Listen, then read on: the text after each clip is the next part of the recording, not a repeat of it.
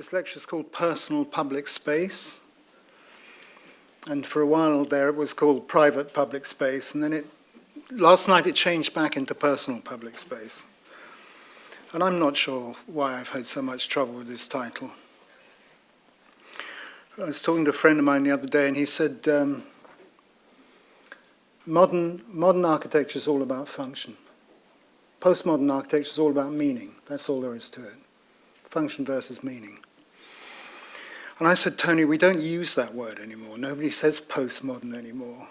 But he had a point about function being a general social idea, whereas meaning was an individual personal idea. I thought that was quite a good distinction. I've just been writing another book about buildings this time. I don't mention any architects by name.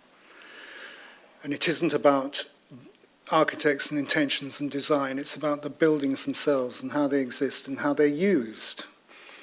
And there's halfway through, or at one point, there's a trope about the difference between function and use, not function and meaning, but function and use. And function is what an architect uses to get all the parts of the building in order so that they can present it to the world. But use is what happens after the building has been built and the architects disappeared. They're different things.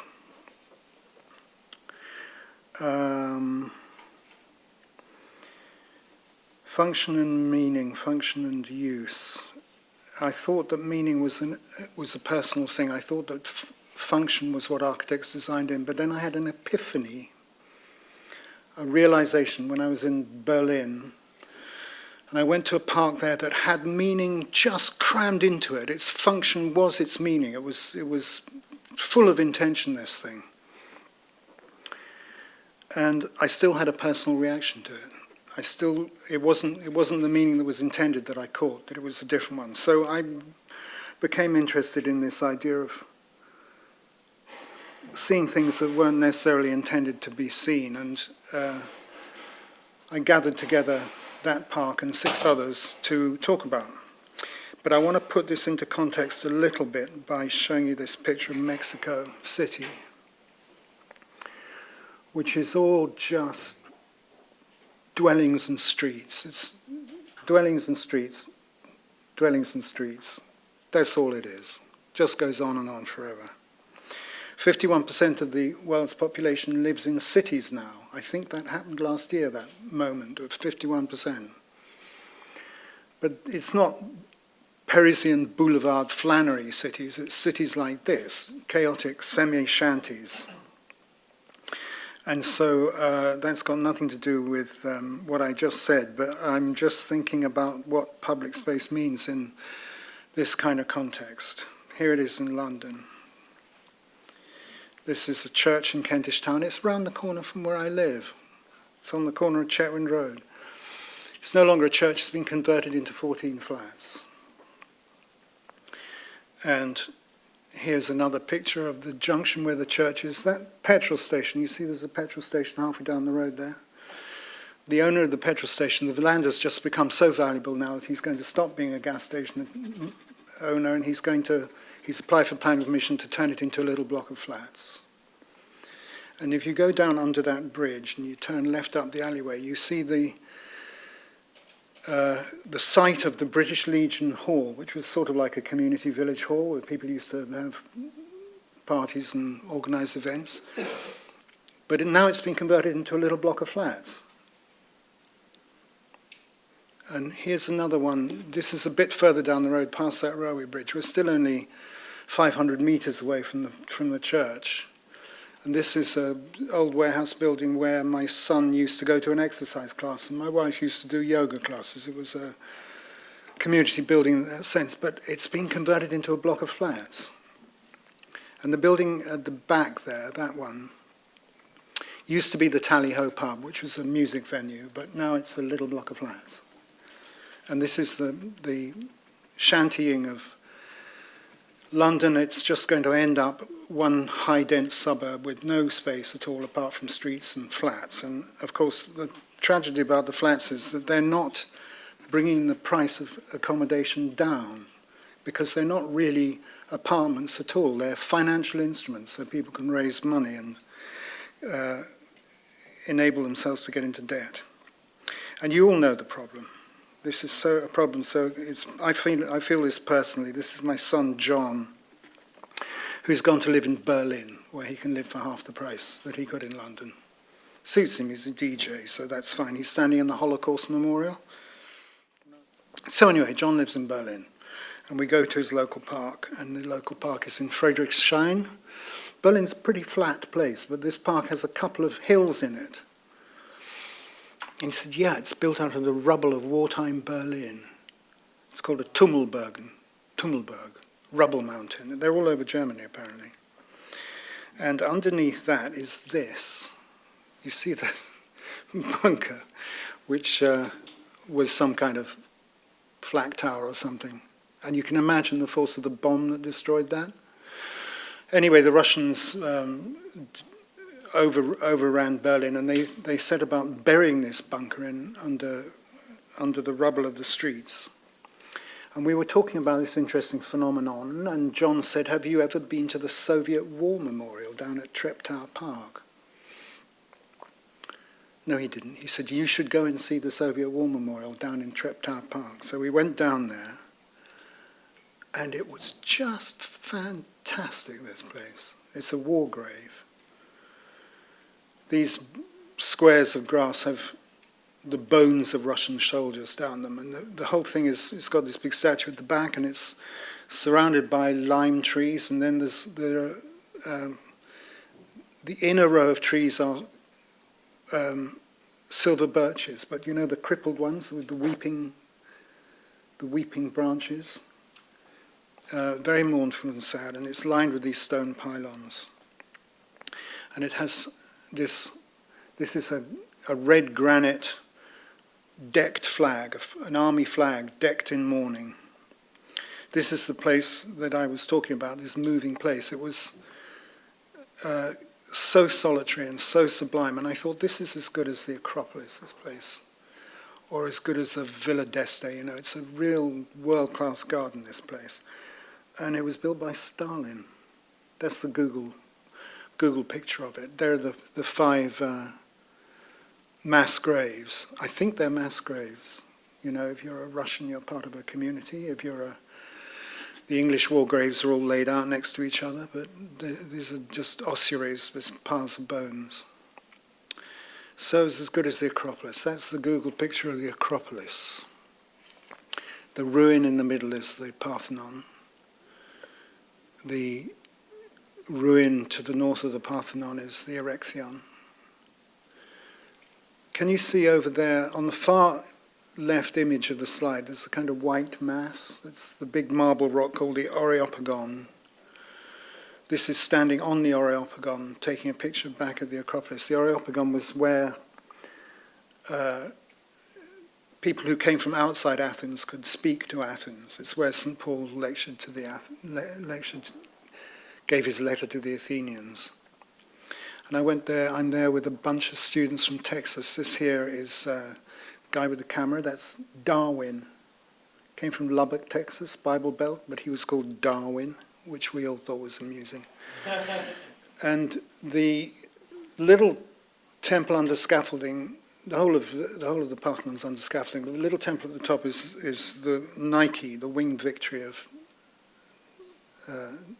Nike Athena. This is her statue it's now in the Louvre in Paris. It's taken from the sea near Samothrake, where her temple was. This is her temple precinct. Now this is a kind of important picture in terms of theorizing about how things are put down into space. Because after the war, when people started looking at the landscape, the job was to get to grips with the landscape of Europe again and figure out what it had in it. And it had these Greek temple sites in it. And nobody could figure out how they were placed. It looks as though the buildings have all just been put down like this. And there's a historian called Vincent Scully, which I'd really like to know if anybody's heard of Vincent Scully. Because because this is way back in the 50s. He looked at it and he said they're not placed, they look chaotic, but they're placed down in relation to the myth of Nike, the myth of Athena. And the whole of the Greek landscape is full of narrative myths. They're like the Aboriginal songlines, where every fountain, every tree is described, and every mountain has a story behind it as to how it came about.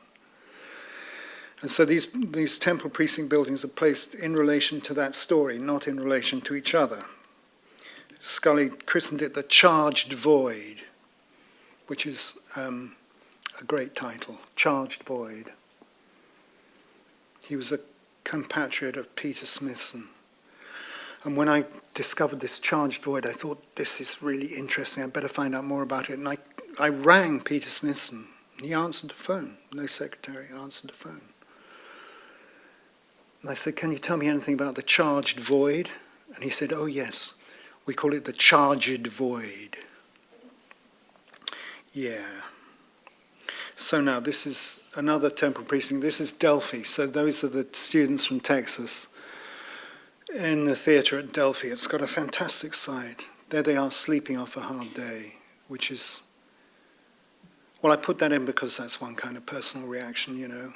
It has this enormous site with these big shimmering rocks. They're made of sandstone, but the sandstone splits and exposes silver rock, which weathers silver. So they're shimmering silver and red, these rocks. And round the corner a bit there, I went there with Darwin, because everybody else was fast asleep. And I said, I'm going to go and visit the crevice at the bottom of the rocks. There's something supposed to be interesting down there. And so Darwin and I trekked off down there. And as you got closer, it got more and more mysterious, this fissure in the rock, until you came to this cave, a big sign outside the cave saying, do not enter, danger falling rock. And I said, Darwin, what do you reckon? He said, well, we've all got to die sometime. And we went in, and there was a little shrine. This is the place where Apollo defeated the python of the underworld. And it's the origin of it's the reason why the site of the oracle is there. And of course it's difficult to believe myths like this, but they're very strongly suggestive of something or other, which is part of this personal mystery I was thinking about. So traveling on around Europe, this is a picture of Rome. And Rome is absolutely full, it's chock full of spaces like this that I'm talking about. You can't get it all in. I've got in the Colosseum down here, this is the oval round thing, and then the Forum going off there. In the middle of the Forum is the round temple, that's where the trees are, can you see in the middle there? Where the sacred fire was kept by the Vestal Virgins. You know the story of Rome? Romulus ploughed a ditch around a 7-acre site that it was was going to be the foundation of Rome. In the middle of this, he lit a fire, and he said that fire will stay alight for 1,000 years. Only when it goes out will Rome fall. And so that's pretty moving. And they built a little temple around it, and the Vestal Virgins, the goddesses, the guardians of the fire, look after it. But the fire did go out, Rome fell, and now it's just a ruin, the Forum. But do you know Rome? At the top end of the Forum, if I can describe this, here's the Colosseum, there's the Forum. The white thing in the middle is the Victor Emmanuel monument, which is a huge marble staircase, really, where you can see the whole of Rome from the top. And right next to it is Michelangelo's Campidoglio, that with a horse in it and the giant feet. Oops. And up there is the Pantheon. Can you see the round building with the black hole, the black dot in it? That's the Pantheon.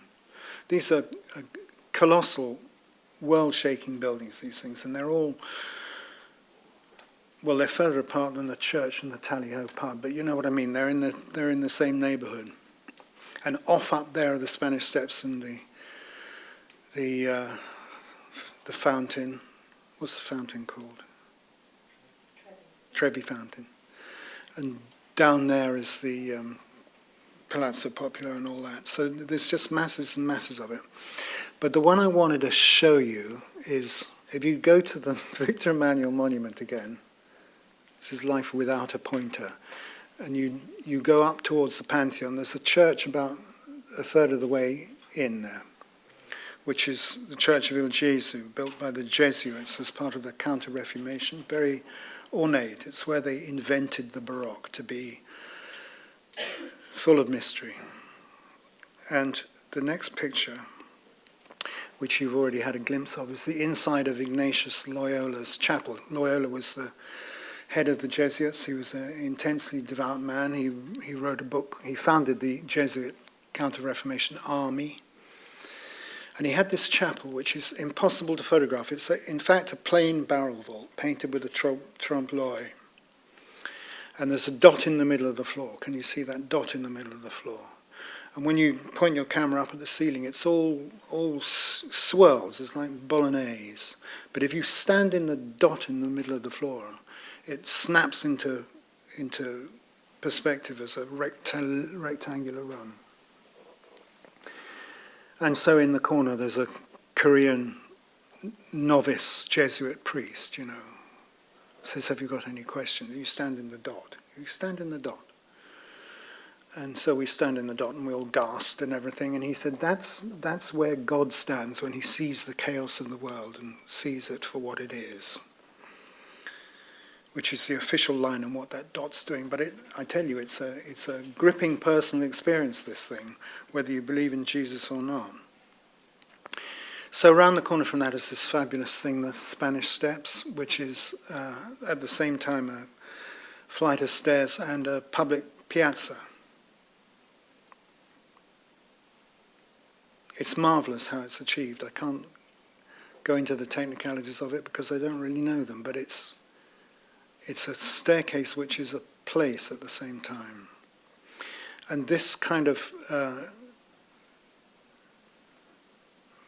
Baroque, more than one thing at a time placemaking is over at in the Tivoli Gardens at the Villa d'Este as well. The gardens are a flat terrace, but then there's a steep rise at one end with the villa on top, and so this descending system of paths comes down it.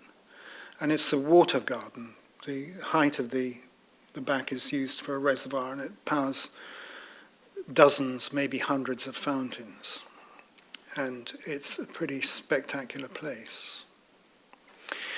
That's a plan of it when it was all together. This is a drawing by Piranesi in the 1700s, when the thing had pretty much gone to ruin. It was run to seed and was not looked after. And Piranesi did this drawing over it. But it's since been restored and brought back into life, and it has sunny lumiere and everything. And it's a puzzling example of sustainability for me. Sustainability means something that can be sustained. You can put the work in and keep it going. That's how you sustain something. You keep it going. And there's a difference between that and things which just plain survive, like this thing here. They've gone out of human history and they're just surviving as buildings. It's Avebury. The Avebury Circle, it's not Stonehenge, but it is a Stonehenge, is up in the corner. The round thing in the bottom there is Silbury Hill, this hill here, enigmatic hill. Nobody knows. You read the guidebooks, nobody knows what this is for.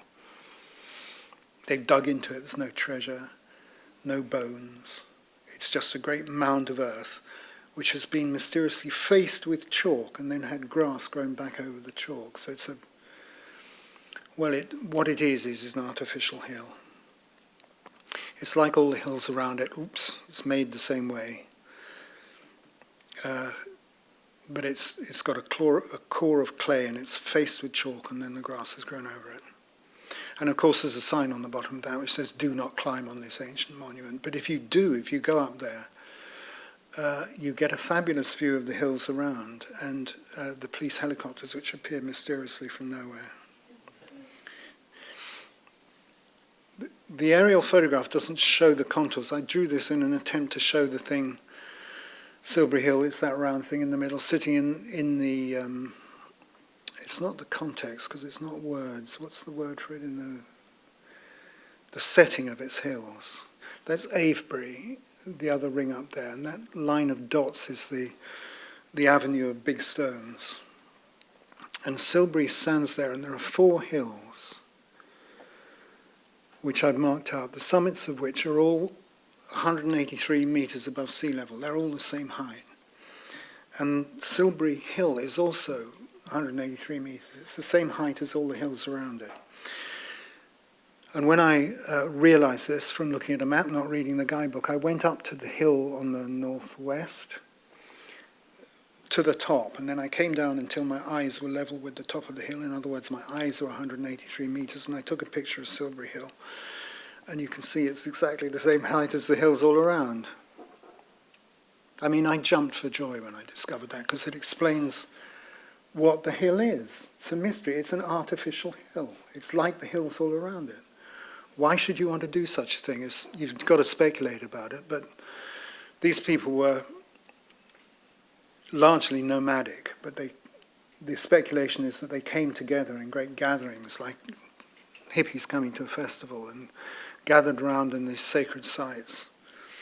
And you can imagine them all ranged on these hills around with some kind of ceremony going on the top of the round hill in the middle. Public space. Or is that private space? You know, it's public in the sense that the public owns the meaning of that place. But it's private in the sense that I'm the only person who realizes what it's for. At least I was until I started writing about it. And you all know now. The trouble with being an academic, of course, which I'm not, is they say, okay, prove it. You know, show us that that was their intention. And you can't do it because they didn't write anything down. And you just got to use the evidence of your eyes. And when I was talking about this to somebody, he said, you should come and talk at our sustainability conference in Lincoln next month. And I said, I can't talk at a sustainability conference. They're so full of waffle, those guys. You know, I'm interested in survival. And they said, exactly, you come and talk about that. You piss them all off, it'd be good. So I went up to Lincoln. I arrived on this beautiful foggy day, and the cathedral was looking spectacular. The School of Architecture is the building in front, which is also interesting in its own way, because it's a functional modern building, right? And the thing at the back is a building which is laden with centuries of use and meaning. Those Gothic buildings, they from a long distance away, they look like shapes on the horizon, like mountains. And as you get close, you start seeing the ornaments. And as you get really close, you start seeing the carving. They reward every step you take towards them with more detail. But anyway, one of the people at this conference had invented this thing here. It's a solar collector, you know, which is quite a good idea, to collect energy from the sun. But his solar collector is in the southern Sahara desert. It's a Anglo-German consortium. I think they're called Decatur. And their plan is to build this huge array of mirrors across the southern Sahara, harvest electricity from the sun and pipe it back up to northern Europe. And this goes through Niger, Chad, Mali. And they were talking about this, and I thought they're living in another world completely. What makes them think it's going to survive even 5 minutes in that political context? It's made of glass. It's going to get smashed up. And I said, you don't know if you want to know what sustainability looks like in Africa, it looks like this. This is Soweto, zero carbon living. Nobody's got any money, so nobody burns any energy. Everything is made out of rubbish, in other words, recycled materials. And this is, you know, if it's not Mexico, this is how we'll all live in the future. And so everybody got suitably pissed off, you know, and said, you can't stand in front of a room of architecture students and tell them that this is how we're going to live in the future. It's not on. There's no theory there.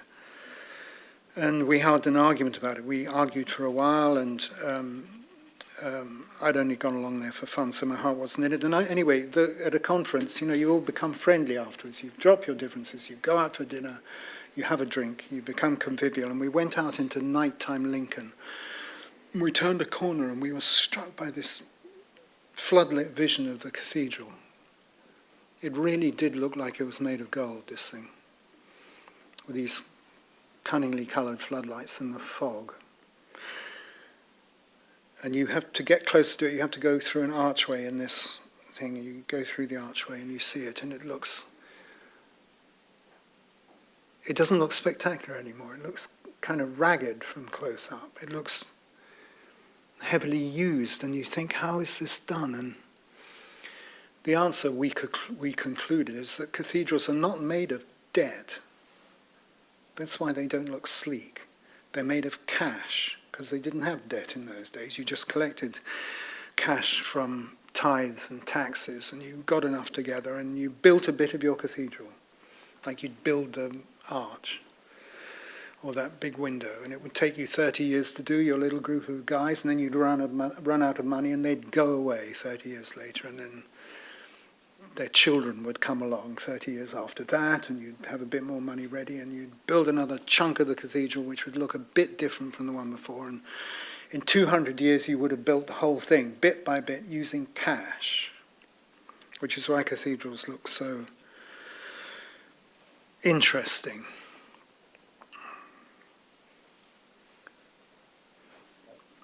These are the famous gargoyles from the top of Notre Dame in Paris. Here's the Google view of Notre Dame in Paris. I don't know if you know this site on the Ile de Paris. There's, down in this corner, actually underneath where it says Google, there's a Holocaust memorial dedicated to the Jews who were killed from Paris. And you go down these steps, and there's a big wall next to the river which gets higher, and eventually you're inside a sort of prison compound. And you look round, and there's the site of the right bank, through this barred window, so you feel imprisoned. And then you go underneath into this vault where it looks as though there are 100,000 candles burning. And then after that room, you come out into another little room, which is like a prison cell. And it's got an iron-barred gate which swings across it, but it's shut when you go in. So you feel incarcerated there. It's a pretty powerful piece of work.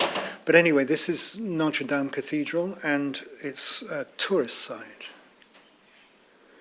And it's got, on there, it's got 3 stars, I bet, hasn't it? Got 3 stars. Everything big has 3 stars. Actually, practically everything on that map has 3 stars.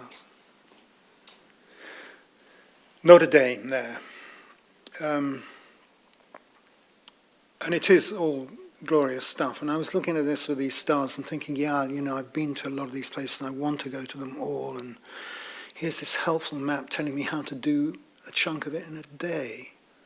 Each day's program is different by colour, by theme. And it reminded me strongly of a constellation map with the stars joined up by lines.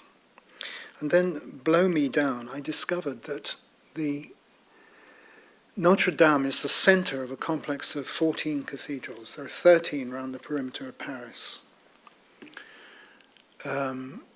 whose names are written in capital letters there: Rouen, Amiens, Soissons, Léon, Troyes, Reims, Le Mans, etc., etc., etc. And they form a kind of constellation star around the Cathedral of Notre Dame, which, when you're in Notre Dame, is worth knowing about, because it multiplies Notre Dame, if you see what I mean. The one in Spain I thought that looked like a battle axe.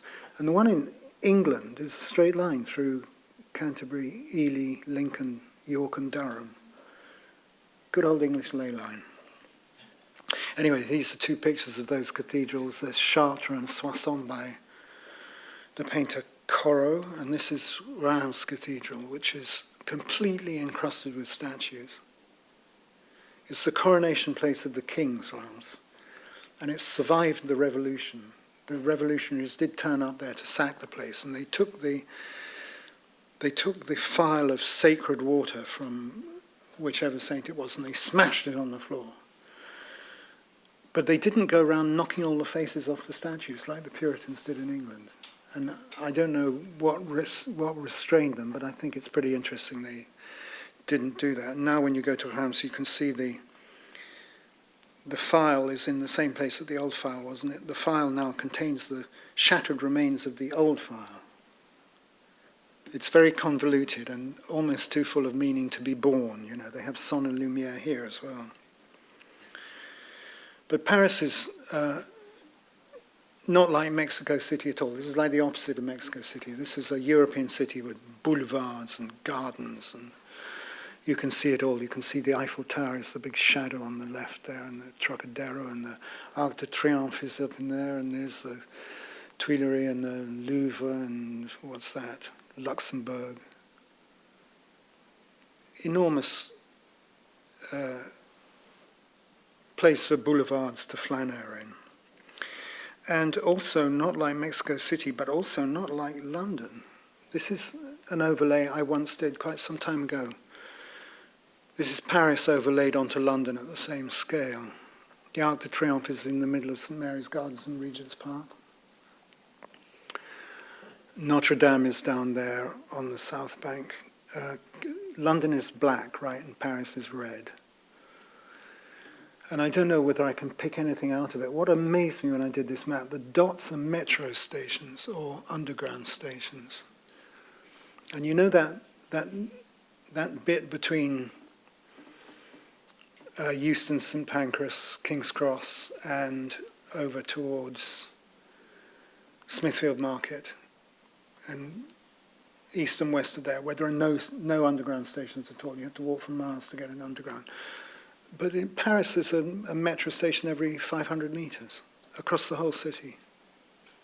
I mean, that's civilized organization, isn't it? And London doesn't have it. London's got one bit of boulevarderie round St James's Park and the Palace, but the rest of it is, well, it's pretty interesting. I was going to say one damn street after another, but it's full of these immaculate set pieces. These are the square mile, the big shadows of the buildings which are built out of debt, and that's why they look like they do. St Paul's Cathedral is, well, that took 27 years, so that's kind of either a debt building or a, you know the story about the Fire of London destroyed the city? No money in the country at all because the king had just come back on the throne. They only had money to rebuild the churches, so they commissioned Hawksmoor and Wren to build all these churches, thinking if people can see us building the churches, then they'll want to rebuild the city. And Wren said, no, we want boulevards. And they said, look, we can't afford boulevards. We're just going to do these points. And it worked. Everybody did that. Now you can't see the churches anymore for the city. Now, the next picture is of Trafalgar Square. Can you see where Trafalgar Square is there?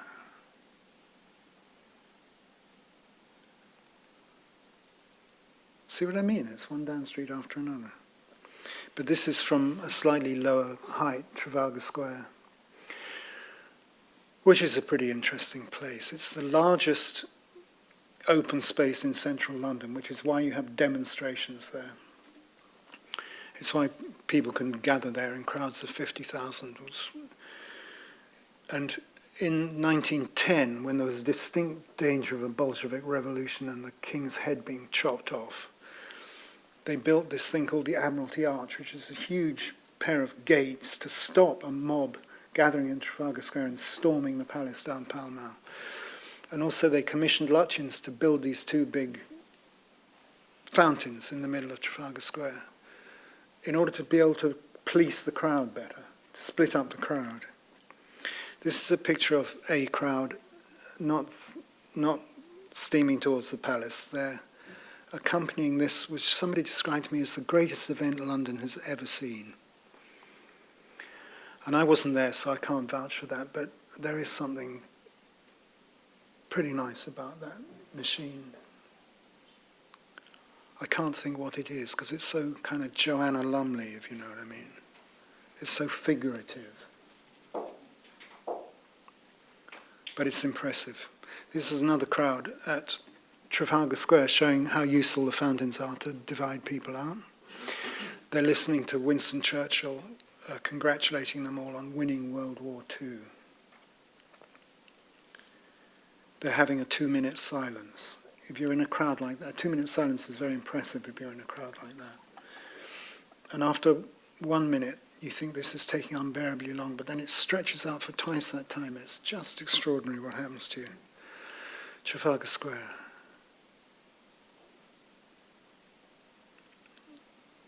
It's full of war memorials from the time of Nelson. This is a bit later than Nelson, to Major General Sir Henry Havelock. And the inscription underneath says, "Soldiers, your valour, your sufferings and your privations will never be forgotten by a grateful country," it says. And I'm standing there like every other countryman of Havelock thinking, what did he do? What was it he did? Turns out to be the siege of Lucknow. Where? Anyway, Trafalgar Square is full of this very specific monumental stuff. If you go back up onto Parliament Hill and look back at the city, this is actually taken a couple of years ago, just before the cheese grater was finished. But that's what they call the square mile, which is in fact more like a square half kilometre. It's really packed in down there. And it's a set piece that the city governance calls the CZA, the Central Zone of Activity. If it was in America, it would be called the CBD, the Central Business District. But everybody knows that it's not business they do down there, it's raising capital, which isn't about money at all, it's an activity. So it's appropriate it should be called a CZA. And this is the view of the same phenomenon from Waterloo Bridge, which I'm still trying to get used to. I'm finding it hard to get used to this collection of shapes. Apparently the so-called walkie-talkie is that shape because city rents get higher. You can charge more for higher buildings on higher floors because the views are better and the prestige is better. So it does that in order to get more money out of the site. The cheese grater, on the other hand, does that for the same reason, that the smaller floor plates at the top command the same rate as the larger floor plates below, because you can charge more per square foot the higher you get. And, you know, it's a little story about rationalism. You have a reason for doing something, and then you have the same reason for doing something completely opposite. And this is the phenomenon of London, which has eclipsed the churches. The only church you can see St. Paul's, of course, just. And you can see St. Bride's there, covered in green scaffolding net. And you know the story of St. Paul's during the Blitz. The Blitz was a bombing campaign in 1940, when the German Air Force tried to flatten the city. And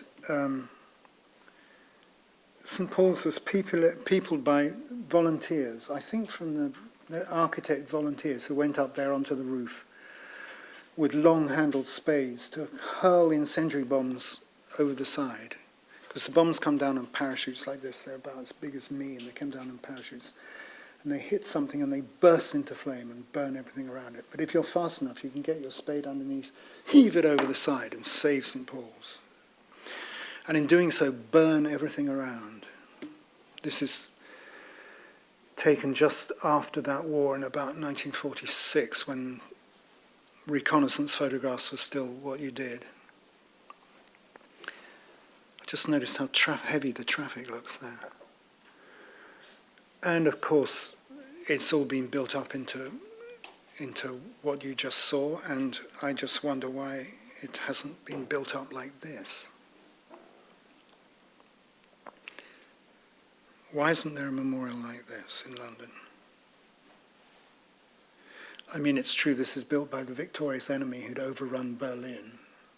So to a Berliner of my age would look at that completely different from the way I do. Built by Russians, built by Stalin, in fact. These pylons down the side, these stone panels, have pictures of the Nazi invasion of Russia, the Russian halting the tide, and the Russian re-invasion of Germany. Aren't they beautiful? explosions in stone. And there's inscriptions on the end of each one which are signed J. Stalin. Every other piece of evidence of Stalin in Berlin is gone. The statue that used to be on Karl Marx Alley is gone. Stalin Alley has been renamed Karl Marx Alley. You know, Stalin was expunged from history. But this place is too beautiful for that to have happened, and I think that's why his name remains. It's in a few hundred years' time, when nobody can remember anything about Stalin at all, they'll come across this and say, he built a really beautiful park here. And that's the feeling you get. It's a solitary piece of chaos.